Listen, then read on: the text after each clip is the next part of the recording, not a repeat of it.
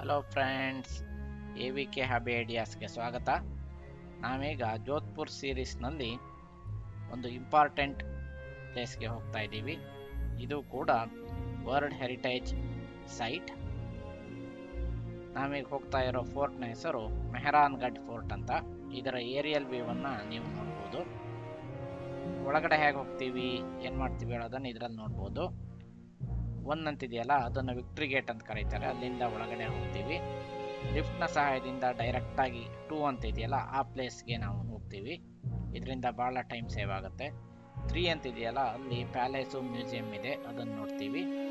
ಆಮೇಲೆ ಅಲ್ಲಿಂದ ಹೊರಗಡೆ ಬಂದು 4 ಅಂತಿದೆಯಲ್ಲ, ಅದು ಒಂದು ರ್ಯಾಂಪ್. ಆ ರ್ಯಾಂಪ್ ಮುಖಾಂತರ ನಾವು ನಡ್ಕೊಂಡು ಬಂದು 5 ಅಂತಿದೆಯಲ್ಲ, ಅಲ್ಲಿ ಬರ್ತೀವಿ. ಅದೇ ರೀತಿ ವಿಕ್ಟ್ರಿ ಗೇಟಿಂದ ಹೊರಗಡೆ ಬರ್ತೀವಿ.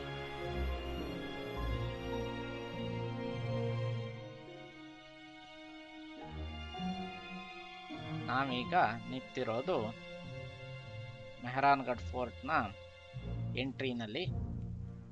ಇದನ್ನ ವಿಕ್ಟ್ರಿ ಗೇಟ್ ಅಥವಾ ಜೈಪೋಲ್ ಅಂತ ಕರೀತಾರೆ. ನೀವು ಎದುರುಗಡೆ ನೋಡ್ತಾ ಇರೋದು ಫ್ರೆಸ್ಕೋ ಪೇಂಟಿಂಗು.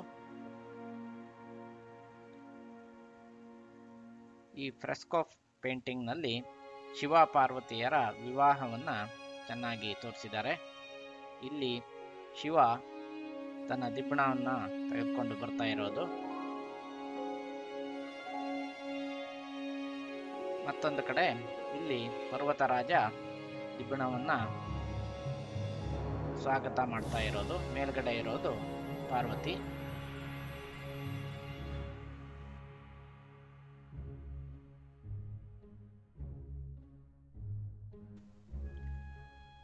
ಹಿಂದಿನ ವಿಡಿಯೋದಲ್ಲಿ ತೋರಿಸಿದಂತೆ ರಾಥೋಡ್ ವಂಶದ ರಾಜರು ಮಾರ್ವಾರನ್ನ ಮಂಡೋರ್ನಲ್ಲಿ ಆಳ್ತಾ ಇರ್ತಾರೆ. ರಾವಜೋಧಾಗೆ ಆ ಪ್ಲೇಸು ಸುರಕ್ಷಿತ ಅಲ್ಲ ಅಂತ ಗೊತ್ತಾಗತ್ತೆ. ಅದಕ್ಕಾಗಿ ಅವನು ಇಲ್ಲಿ ಒಂದು ಕೋಟೆಯನ್ನು ಕಟ್ತಾನೆ. 1459ರಲ್ಲಿ ಇದೇ ಜಾಗದಲ್ಲಿ ರಾವಜೋಧ ಈ ಕೋಟೆಗೆ ಅಡಿಗಲ್ಲನ್ನು ಇಡ್ತಾನೆ. ಆದರೆ ಕೋಟೆ ಕಟ್ಟದಾಗೂ ಬಿದ್ದೋಗ್ತಾ ಇರುತ್ತೆ. ಕೊನೆಗೆ ಗೊತ್ತಾಗುತ್ತೆ ಇದಕ್ಕೊಂದು ನರಬಲಿ ಬೇಕು ಅಂತ. ರಾಜಾರಾಮ್ ಮೇಘ್ವಾಲ್ ಅಂತ ಒಬ್ಬ ಮನುಷ್ಯ ಬರ್ತಾನೆ, ತನ್ನನ್ನು ನರಬಲಿ ಕೊಡಿ ಅಂತ. ರಾಜ ಅವನನ್ನ ಇಲ್ಲಿ ನರಬಲಿ ಕೊಡ್ತಾನೆ. ಅದೇ ರೀತಿ ಅವನ ಕುಟುಂಬವನ್ನ ರಾಜ ನೋಡ್ಕೊಳ್ತಾನೆ. ಈಗಲೂ ಕೂಡ ಈ ಫೋರ್ಟಲ್ಲಿ ರಾಜಾರಾಮ್ ಮೇಘ್ವಾಲ್ನ ಫ್ಯಾಮಿಲಿ ಬದುಕಿದಾರಂತೆ.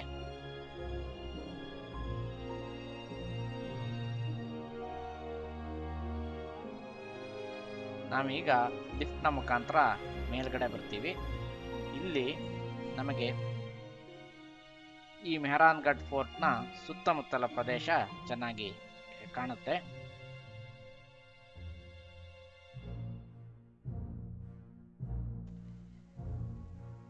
ಈ ಕೋಟೆಯನ್ನ ಬರೇ ರಾವಜೋಧ ಒಬ್ಬನೇ ಕಟ್ಟಿರೋದಲ್ಲ, ರಾವಜೋಧ ನಂತರ ಬಂದ ಸುಮಾರು ರಾಜರು ಈ ಕೋಟೆಯನ್ನು ಎಕ್ಸ್ಟೆಂಡ್ ಮಾಡ್ತಾ ಬಂದರು. ಸುಮಾರು 300 ವರ್ಷಗಳ ಕಾಲ ಈ ಕೋಟೆಯನ್ನ ಎಕ್ಸ್ಟೆಂಡ್ ಮಾಡಿ ಈ ಸ್ಥಿತಿಗೆ ತಂದಿದ್ದಾರೆ. ಮೇಲ್ಗಡೆಯಿಂದ ಈ ತರ ಸುಂದರವಾದ ವ್ಯೂ ಕಾಣಸಿಗುತ್ತೆ. ಇದು ಸುಮಾರು 172 ಮೀಟರ್ ಎತ್ತರದಲ್ಲಿ, ಅಂದರೆ ಸಮತಟ್ಟು ಪ್ರದೇಶದಿಂದ ಅಥವಾ ಜೋಧ್ಪುರ್ ಸಿಟಿಯಿಂದ 172 ಮೀಟರ್ ಎತ್ತರದಲ್ಲಿ ಈ ಕೋಟೆಯನ್ನು ಕಟ್ಟಿದ್ದಾರೆ. ಅದಕ್ಕಾಗಿ ಜೋಧ್ಪುರದ ಎಲ್ಲಿ ನೋಡಿದರೂ ಇದು ಕಾಣಸಿಗುತ್ತೆ. ನೀವು ನೋಡ್ತಾ ಇದ್ದೀರಾ, ಇಲ್ಲಿ ಕ್ಲಾಕ್ ಟವರು ಎಲ್ಲ ಇಲ್ಲಿಂದನೇ ನೋಡ್ಬೋದು.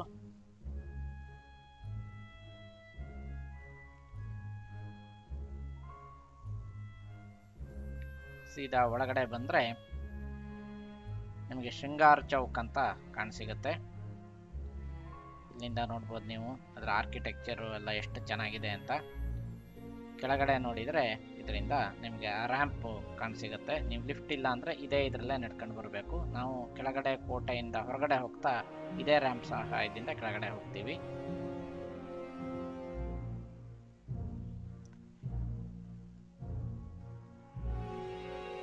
ಇದನ್ನ ಶೃಂಗಾರ ಚೌಕ್ ಅಂತ ಕರೀತಾರೆ. ಇದೇ ಜಾಗದಲ್ಲಿ ರಾಥೋಡ್ ವಂಶಸ್ಥರು ಹೊಸ ರಾಜನಿಗೆ ಅಥವಾ ಯುವರಾಜನಿಗೆ ಪಟ್ಟಾಭಿಷೇಕ ಮಾಡ್ತಾ ಇದ್ರು.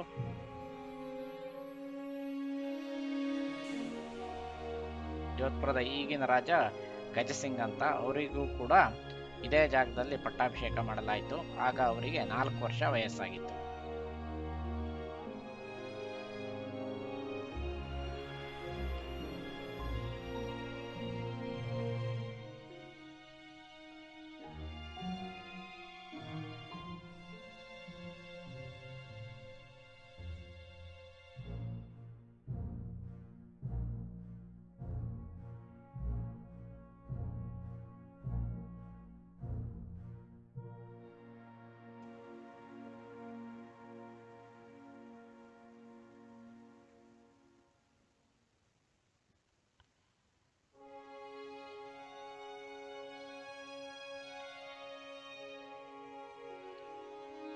ನಾವೀಗ ನೋಡ್ತಾ ಇರೋದು ಹೌದಾಗಳು ಅಂತ. ಈ ಹೌದಾಗಳನ್ನ ಆನೆ ಮೇಲೆ, ಒಂಟೆ ಮೇಲೆ, ಕುದುರೆ ಮೇಲೆ ಸಾಮಾನ್ಯ ಇಟ್ಟು ಅದರ ಮೇಲ್ಗಡೆ ರಾಜ ಅಥವಾ ರಾಣಿ ಹೋಗ್ತಾರೆ. ನೀವು ನೋಡ್ತಾ ಇರ್ಬೋದು ಆನೆ ಮೇಲೆ ಹೇಗೆ ಹೌದಾನ್ನ ಇಟ್ಟಿದ್ದಾರೆ ಅಂತ. ಈ ತರ ಸುಮಾರು ಹೌದಾಗಳನ್ನ ಈ ಹೌದಾ ರೂಮಲ್ಲಿ ನೋಡ್ಬೋದು. ಈ ಹೌದಾನನ್ನ ಜಸ್ವಂತ್ ಸಿಂಗ್ ಒನ್ಗೆ ಶಹಜಹಾನ್ ಗಿಫ್ಟ್ ಕೊಟ್ಟಿದ್ದಂತೆ. ಇಲ್ಲೂ ಕೂಡ ರಾಥೋಡ್ ವಂಶದ ರಾಜಸ್ಥರು ಮತ್ತು ಮೊಘಲರ ಸಂಬಂಧ ಬಹಳ ಚೆನ್ನಾಗಿತ್ತು.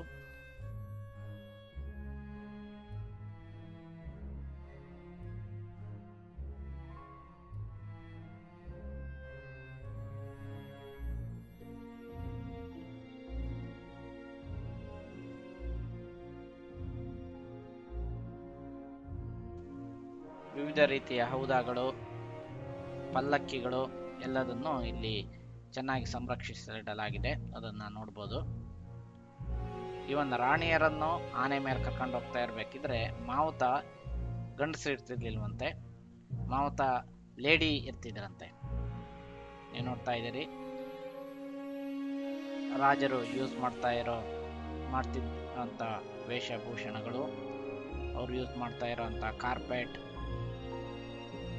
ಅವ್ರು ಯೂಸ್ ಮಾಡ್ತಾ ಇರೋಂಥ ಬಟ್ಟೆ, ಇದನ್ನ ಅನಾರ್ಕಲಿ ಅಂತ ಕರೀತಾರೆ. ಅನಾರ್ಕಲಿಯನ್ನ ಅವಾಗ ರಾಜರು ಯೂಸ್ ಮಾಡ್ತಾ ಇದ್ರು. ಇದನ್ನ ಬಂಗಾರದ ಸ್ಟಿಚ್ ಮಾಡಿದಾರಂತೆ, ಬಂಗಾರದ ನೂಲಲ್ಲಿ.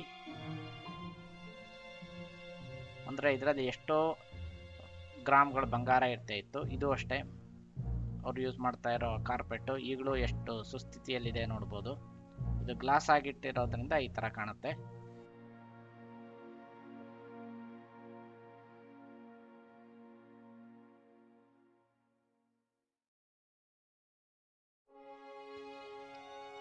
ಜೈಪುರದ ಅರಮನೆಯಲ್ಲಿದ್ದಂತೆ ಜೋಧ್ಪುರಲ್ಲೂ ಕೂಡ ಶೀಶ್ ಮೆಹಲ್ ಅನ್ನು ನೋಡ್ಬೋದು. ನೀವೀಗ ನೋಡ್ತಾ ಇರೋದು ಶೀಶ್ ಮೆಹಲ್. ಈ ಶೀಶ್ ಮೆಹಲ್ನ ಒಳಗಡೆ ದೇವರ ಫೋಟೋವನ್ನ ಕೆತ್ತಿದ್ದಾರೆ ಅಥವಾ ಪೇಂಟ್ ಮಾಡಿದ್ದಾರೆ. ಈ ಶೀಶ್ ಮೆಹಲ್ ಅನ್ನ ರಾಜ ತನ್ನ ಧ್ಯಾನಕ್ಕೆ ಉಪಯೋಗಿಸ್ತಿದ್ದ. ಸುಮಾರು 18th ಸೆಂಚುರಿನಲ್ಲಿ ಇದೊಂದು ರೀತಿ ಟ್ರೆಂಡ್ ಆಗಿತ್ತು. ಯುರೋಪ್ನಿಂದ ಸುಮಾರು ಗ್ಲಾಸ್ಗಳನ್ನು ತಂದು ಈ ಥರ ಶೀಶ್ ಮೆಹಲನ್ನು ಭಾರತದಲ್ಲಿ ಶ್ರೀಮಂತರು ಮಾಡ್ತಾ ಇದ್ರು. ಅದೇ ರೀತಿ ನೀವು ರಾಜಸ್ಥಾನದ ಸುಮಾರು ಕಡೆ ಈ ಶೀಶ್ ಮೆಹಲನ್ನು ನೋಡ್ಬೋದು.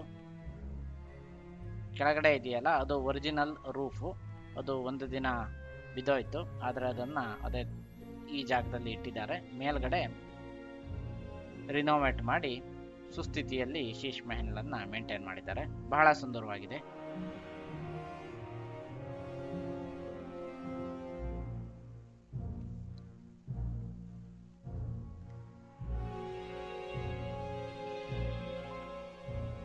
ಶೀಶ್ ಮೆಹಲ್ ಆದಮೇಲೆ ಮತ್ತೊಂದು ಸುಂದರವಾದ ಭವನ ಅಂದರೆ ಫೂಲ್ ಮೆಹಲ್ ಅಂತ. ಈ ಜಾಗದಲ್ಲಿ ದರ್ಬಾರ್ ನಡೀತಾ ಇತ್ತು ರಾಜಂದು. ಅದರ ಜೊತೆಗೆ ಇದು ಡ್ಯಾನ್ಸಿಂಗ್ ಹಾಲ್ ಕೂಡ ಆಗಿತ್ತು. ಇಲ್ಲಿ ಎಲ್ಲ ರಾಥೋಡ್ ವಂಶಸ್ಥರ ರಾಜರ ಫೋಟೋವನ್ನು ಪೇಂಟ್ ಮಾಡಿದ್ದಾರೆ. ಅದರ ಜೊತೆ ದೇವರ ಫೋಟೋವನ್ನು ಪೇಂಟ್ ಮಾಡಿದ್ದಾರೆ. ಈ ಫೂಲ್ ಮೆಹಲ್ ಅನ್ನ ನಿರ್ಮಾಣ ಮಾಡೋದಕ್ಕೆ ಈ ಪೇಂಟಿಂಗಿಗೆ ಗೋಲ್ಡನ್ನು ಬಳಸಿದ್ರು.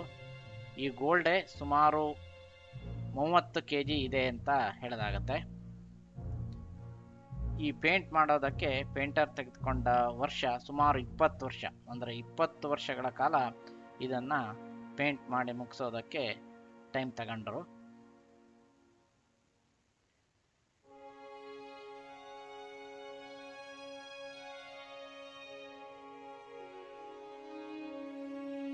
ನೀವು ಎದುರುಗಡೆ ನೋಡ್ತಿದ್ದೀರಲ್ಲ, ಇದು ಮಾರ್ವಾರ್ನ ಧ್ವಜ.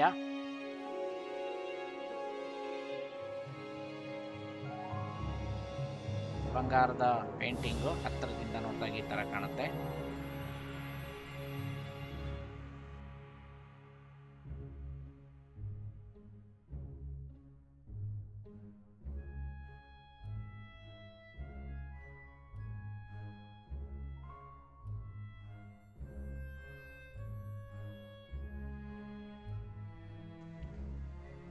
ಫೋರ್ಟ್ ನಿಂದ ಬ್ಲೂ ಸಿಟಿ ಈ ತರ ಕಾಣುತ್ತೆ.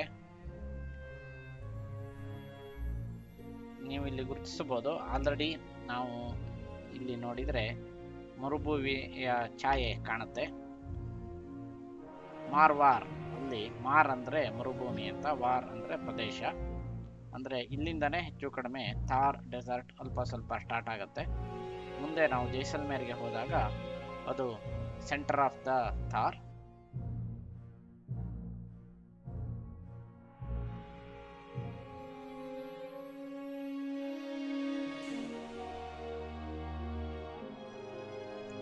ನೀವೀಗ ನೋಡ್ತಾ ಇರೋದು ತಖ್ತ್ ಮಹಲ್ ಅಂತ.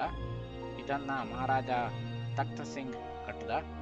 ಆಕ್ಚುಲಿ ಇದು ಅವನ ಬೆಡ್ರೂಮ್. ಇಲ್ಲಿ ನೋಡಿದ್ರೆ ಇದರ ವಿಶೇಷತೆ ಅಂದ್ರೆ ಇದರ ನೆಲದ ಮೇಲೂ ಕೂಡ ನೀವು ಒಳ್ಳೆ ಪೇಂಟಿಂಗ್ ಅನ್ನ ನೋಡ್ಬೋದು. ಮಹಾರಾಜ ತಖ್ತ್ ಸಿಂಗ್ಗೆ 30 ಜನ ಹೆಂಡತಿಯರಂತೆ.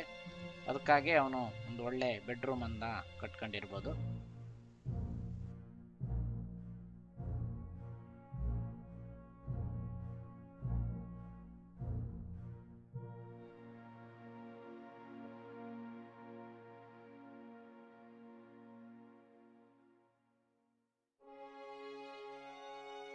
ನಾವೀಗ ಬಂದಿರೋದು ರಾಣಿಯರ ಕೊಠಡಿಗೆ.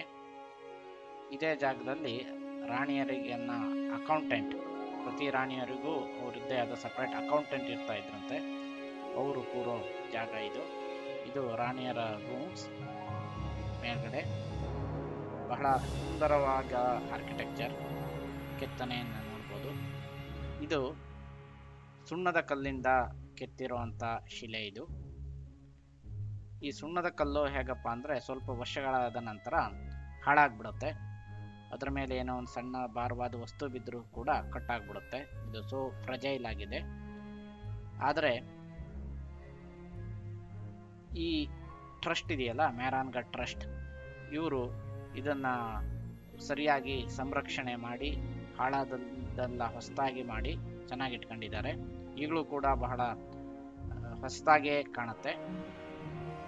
ನೀವೀಗ ನೋಡ್ತಾ ಇರೋದು ದಿವಾನೆ ಖಾಸ್ ಅಥವಾ ಮೋತಿ ಮಹಲ್ ಅಂತಲೂ ಕರೀತಾರೆ. ಇಲ್ಲಿ ರಾಜ, ಮಂತ್ರಿ ಇವರು ಸಭೆಗಳನ್ನ ನಡೆಸ್ತಾ ಇದ್ರು.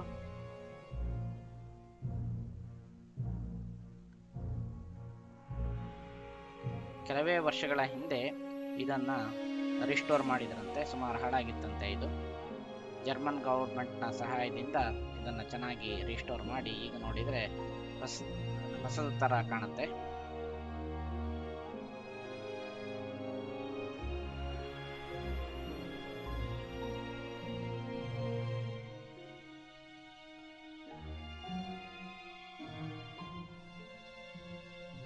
ಇದು ನೋಡ್ತಿದ್ದೀರಲ್ಲ, ಇದು ರಾಣಿಯ ಕೊಠಡಿಗೆ ಹೋಗುವಂತ ಫೋಲ್ಡಬಲ್ ಮೆಟ್ಲಂತೆ. ರಾಜನ್ ಜೊತೆ ಏನಾದರೂ ಸಿಟ್ಟು ಬಂದ್ರೆ ರಾಣಿ ಇದನ್ನ ಫೋಲ್ಡ್ ಮಾಡಿ ಇಟ್ಬಿಡ್ತಿದ್ಲಂತೆ. ಆಮೇಲೆ ಕೆಲವೊಂದು ಗಿಫ್ಟ್ ಅನ್ನ ಕಳಿಸಿ ಸಾರಿ ಕೇಳಿ ರಾಜ ಅವಳನ್ನ ಒಪ್ಪಿಸ್ಬೇಕಿತ್ತಂತೆ. ಆಗ ಇದನ್ನ ಅನ್ಫೋಲ್ಡ್ ಮಾಡ್ತಾ ಇದ್ರಂತೆ. ಇದು ಇಂಗ್ಲೆಂಡ್ ಇಂದ ತಂದಿರುವಂತ ಲ್ಯಾಡರ್. ಈಗ ನಾವು ನೋಡ್ತಾ ಇರೋದು ರಾಜರು ಉಪಯೋಗಿಸ್ತಾ ಇದ್ದ ಆಯುಧಗಳು.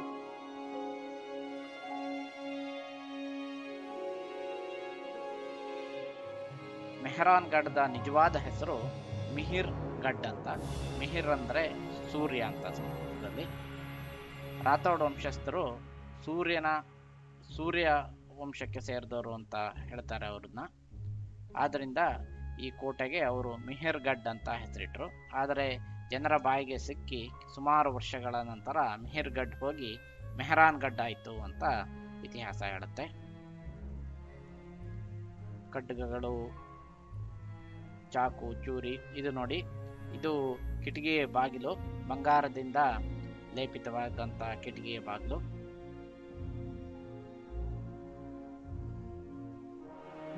ಅದೇ ರೀತಿ ನೀವು ನೋಡ್ಬೋದು ಆನೆದಂತದಿಂದ ಮಾಡಿರುವಂತಹ ಬಾಗಿಲನ್ನು ನಾವು ನೋಡ್ಬೋದು. ಇದು ಆನೆದಂತದಿಂದ ಮಾಡಿರುವಂತಹ ಬಾಗಿಲು. ನಾವು ರ್ಯಾಂಪ್ನ ಸಹಾಯದಿಂದ ಕೆಳಗಡೆ ಇಳ್ಕೊಂಡು ಬರ್ತಾ ಇದ್ದೀವಿ. ನೀವು ನೋಡ್ಬೋದು, ನಾವೀಗ ಆಲ್ರೆಡಿ ಬಹಳ ಎತ್ತರದಲ್ಲಿದ್ದೀವಿ. ಅಲ್ಲಿಂದ ಈ ಕೋಟೆ ಮೇಲ್ಗಡೆ ನೋಡಿದ್ರೆ ಇನ್ನೂ ಸುಮಾರು ಎತ್ತರದಲ್ಲಿದೆ.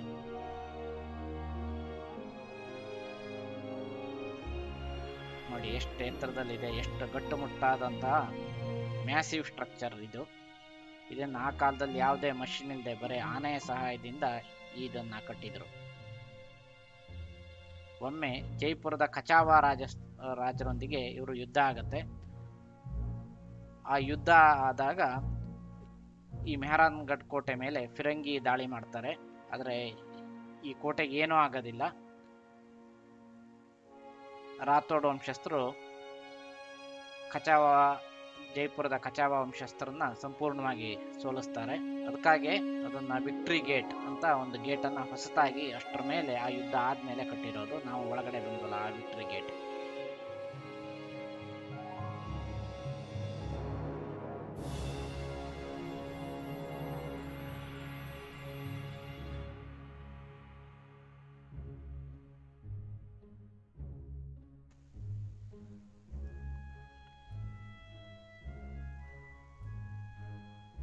ನೀವು ಈ ಜಾಗದಲ್ಲಿ ಕೆಲವೊಂದು ರಂಧ್ರಗಳನ್ನು ನೋಡ್ಬೋದು. ಅದೇನಪ್ಪಾ ಅಂದರೆ, ಆ ಯುದ್ಧದಲ್ಲಿ ಕೆಲವೊಂದು ಫಿರಂಗಿಗಳು ಈ ಮೆಹರಾನ್ಗಢ್ ಫೋರ್ಟ್ಗೆ ಬಿದ್ದಿರೋದು. ಆದರೆ ಕೋಟೆಗೆ ಏನೇನೂ ಆಗಿರಲಿಲ್ಲ. ನೀವು ನೋಡ್ತಾ ಇದ್ದೀರಲ್ಲ, ಇದು ಮೊದಲು ಈ ಕೋಟೆಯ ಮೇನ್ ಎಂಟ್ರೆನ್ಸ್ ಆಗಿತ್ತು. ನಿಮಗೆ ಈ ಮೆಹರಾನ್ಗಢ್ ಫೋರ್ಟ್ನ ವಿಡಿಯೋ ಇಷ್ಟ ಆಯಿತು ಅಂತ ಅಂದ್ಕೊಂಡಿದ್ದೀನಿ. ಮುಂದಿನ ವಿಡಿಯೋದಲ್ಲಿ ನಾವು ಉಮೇದ್ ಭವನ್ ಪ್ಯಾಲೇಸ್ ಮತ್ತು ಜಸ್ವಂತಾಡ ಹೇಳೋ 2 ಅದ್ಭುತವಾದ ಆರ್ಕಿಟೆಕ್ಚರ್ ಜೋಧ್ಪುರ್ನಲ್ಲಿದೆ, ಅದನ್ನು ತೋರಿಸ್ತೀನಿ. ಇಂದಿನ ವಿಡಿಯೋಗೆ ಕಾಯ್ತಾ ಇರಿ. Thank you.